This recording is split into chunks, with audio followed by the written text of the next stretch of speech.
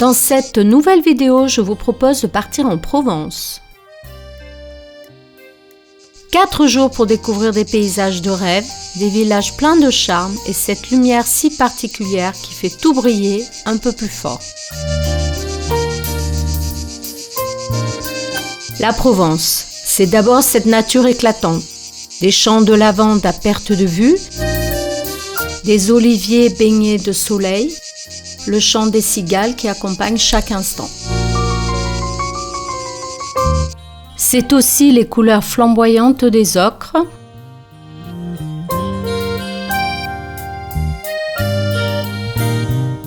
les marchés qui sentent bon les épices et les fruits mûrs, les ruelles paisibles et les terrasses ombragées. C'est exactement ce que je vous propose dans cette escapade. On commence par les ocres de Roussillon et la mystérieuse fontaine du Vaucluse. Puis, on poursuit avec un voyage sensoriel dans les carrières de lumière et les ruelles animées des Baux-de-Provence.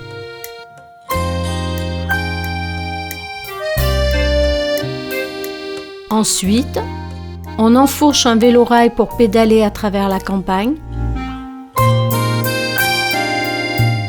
avant d'explorer les moulins d'Alphonse Daudet. Et on terminera en beauté avec les ruines antiques de Glanum et le cœur battant de Saint-Rémy de Provence. Prêt à vivre la Provence autrement? Alors c'est parti!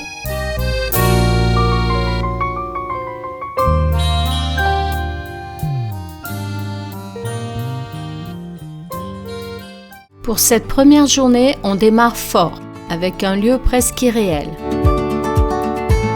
Fontaine de Vaucluse, une source qui jaillit de nulle part, puissante, mystérieuse. C'est ici que naît la Sorgue, dans un écrin de verdure et de roches moussues.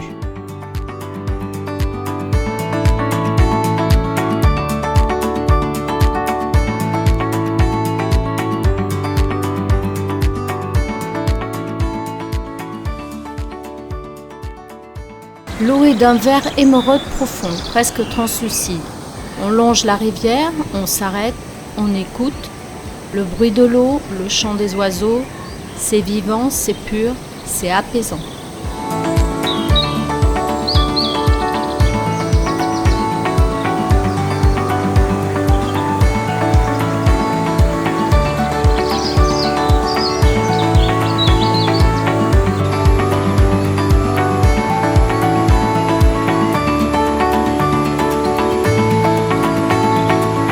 Au début du sentier qui longe la Sorgue, on découvre des petites boutiques, une verrerie artisanale et surtout une fabrique de papier avec son vieux moulin à aube. Un petit voyage dans le temps à ne pas manquer.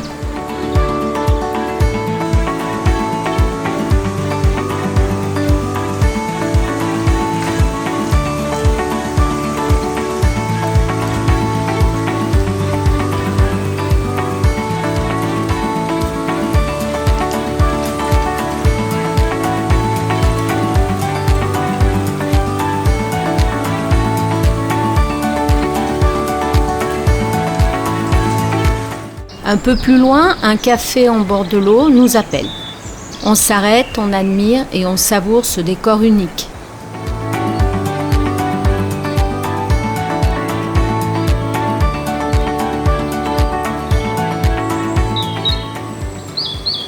Et pour le déjeuner, on a craqué pour une table suspendue au-dessus de la rivière, magique.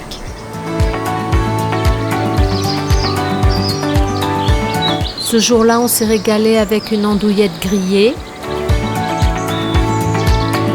une salade veggie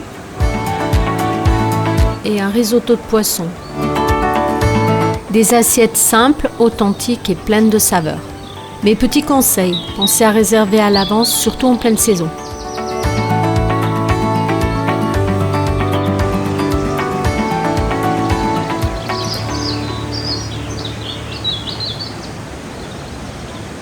L'après-midi, on change d'ambiance.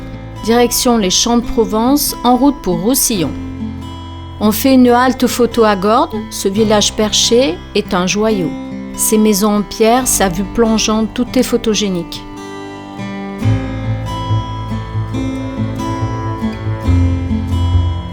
Après cette halte à Gordes, impossible de ne pas faire un détour par l'abbaye de Sénanque. Nichée dans un vallon isolé, cette abbaye cistercienne du XIIe siècle semble hors du temps. Elle est entourée de champs de lavande à perte de vue. Un vrai tableau vivant, surtout en été quand tout est en fleurs.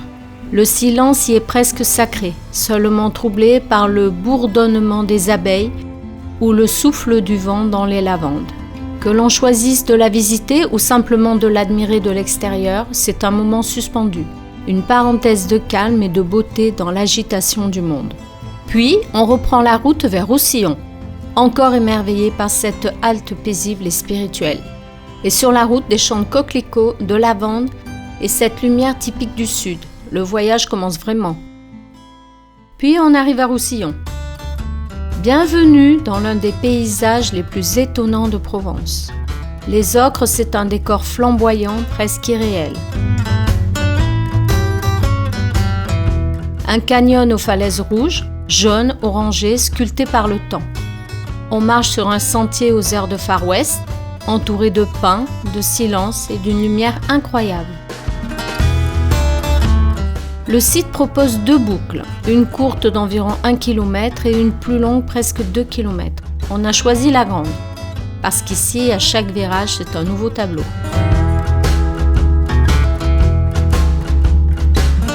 Ce n'est pas une randonnée difficile, juste quelques marches accessibles à tous.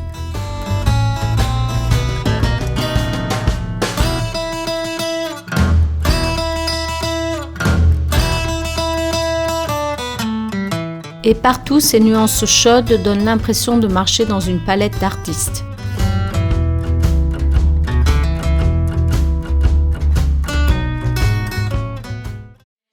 En fin de journée, on rejoint notre havre de paix à Tarascon.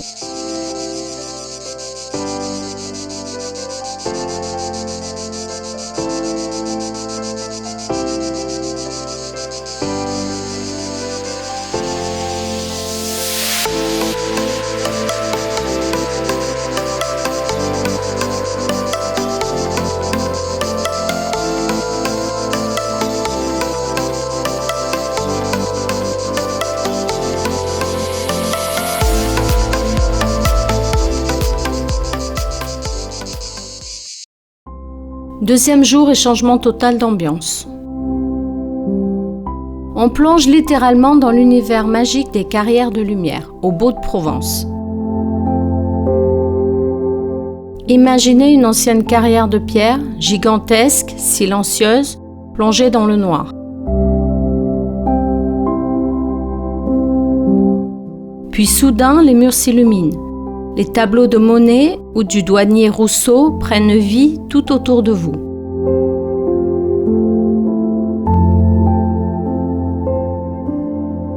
Les couleurs dansent, les œuvres se déplacent, les musiques classiques ou électro résonnent. C'est à couper le souffle.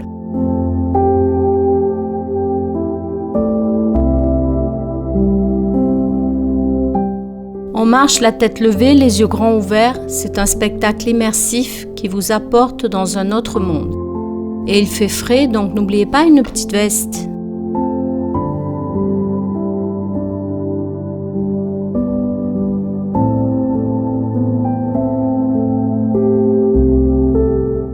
Après cette parenthèse poétique, place à une pause bien méritée. On déjeune sur place tranquillement avant de repartir à l'exploration. Juste à côté, le village perché des Beaux-de-Provence nous tend les bras.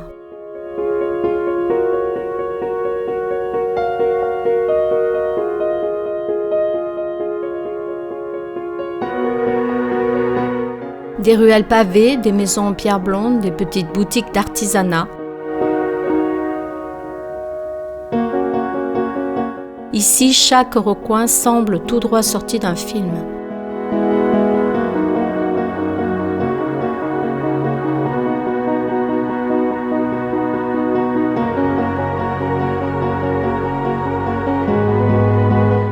On grimpe doucement vers le sommet. Et là-haut, une vue époustouflante sur toute la vallée des Alpes.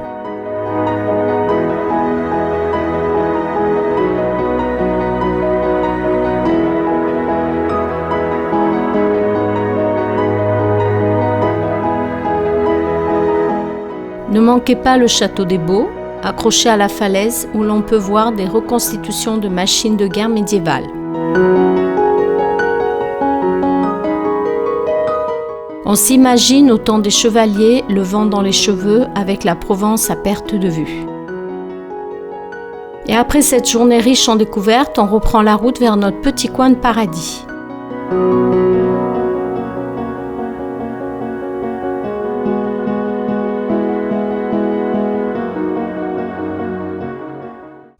Et là, cerise sur le gâteau, un plongeon dans la piscine bien mérité. L'eau est chaude, la musique résonne, on rigole, on se lâche.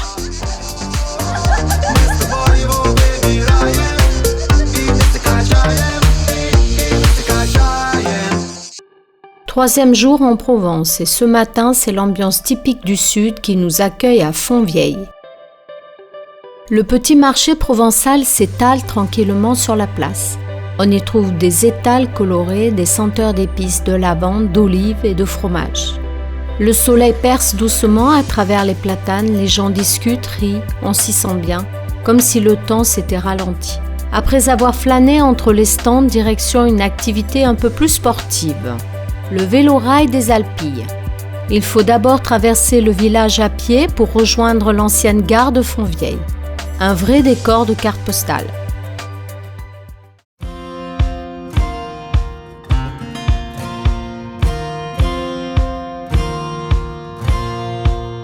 Puis c'est parti. On grimpe à bord du vélo-rail, un drôle d'engin à pédales posé sur des rails. On pédale à travers la garrigue et les champs, entourés de cigales, d'oliviers, de vignes. Le vent dans les cheveux, les rires qui fusent à chaque virage, c'est une manière originale et ludique de découvrir la campagne provençale. Et d'atteindre un lieu majestueux, l'abbaye de Montmajour, perchée au loin.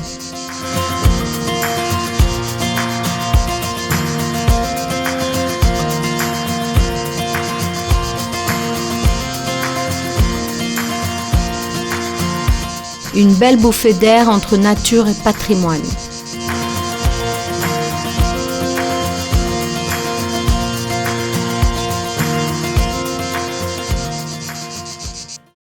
Après l'effort, le réconfort.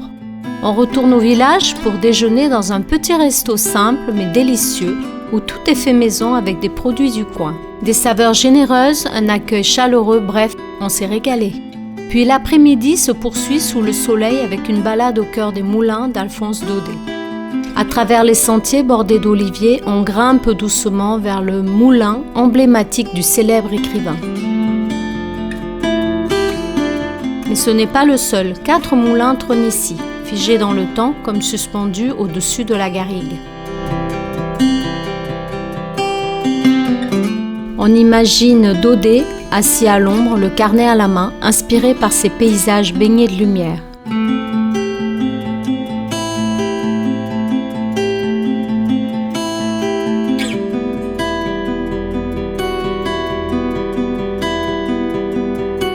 Et au bout du chemin, le château de Montauban, où il venait passer ses vacances en famille. Le lieu est paisible, chargé d'histoire et vaut vraiment le détour. Une vraie immersion dans la Provence littéraire et authentique. Puis, un peu plus loin, on découvre un site surprenant, les ruines de l'aqueduc romain de Barbegal. Un chef-d'œuvre d'ingéniosité antique niché dans la nature, vestige d'un passé romain fascinant. Il vaut mieux éviter de s'y rendre aux heures les plus chaudes car le site est assez exposé, mais en fin d'après-midi, c'est un moment suspendu. On termine cette belle journée en flânant encore un peu dans les ruelles de Fontvieille. C'est un village à taille humaine, encore préservé, encore vrai, le genre d'endroit où l'on se dit « ici je pourrais rester ». Une journée bien remplie entre patrimoine, nature, bonne humeur et de très beaux souvenirs.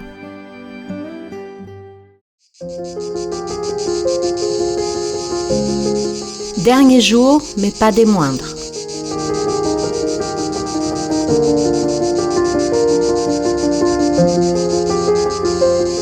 Ce matin, on plonge littéralement dans l'histoire. au cœur du site antique de Glanum. Niché au pied des Alpilles, ce site archéologique nous transporte à l'époque des Romains et des Celto-Ligures.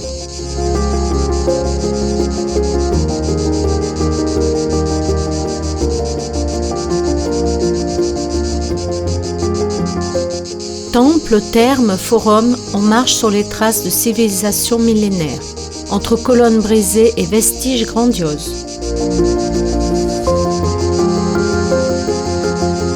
L'atmosphère est paisible, presque hors du temps, avec les cigales en fond sonore et le soleil qui joue avec les pierres dorées.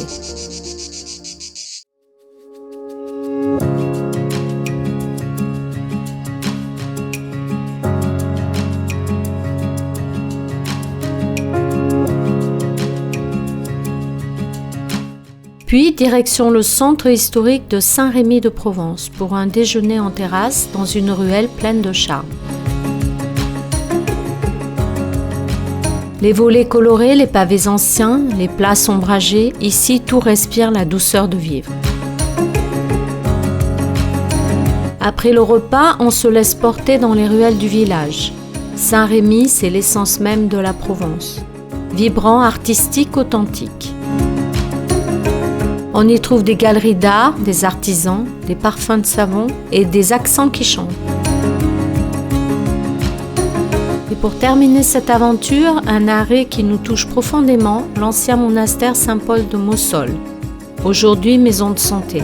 C'est ici que Vincent van Gogh a été interné pendant 1 an en 1889. Voilà, notre escapade en Provence touche à sa fin. 4 jours intenses, riches, pleins d'émerveillements. Des paysages inoubliables, des saveurs, des sons, des odeurs et surtout cette sensation de s'être reconnecté à l'essentiel. Merci d'avoir voyagé avec moi. Si vous avez aimé cette escapade en Provence, abonnez-vous pour découvrir les prochaines aventures.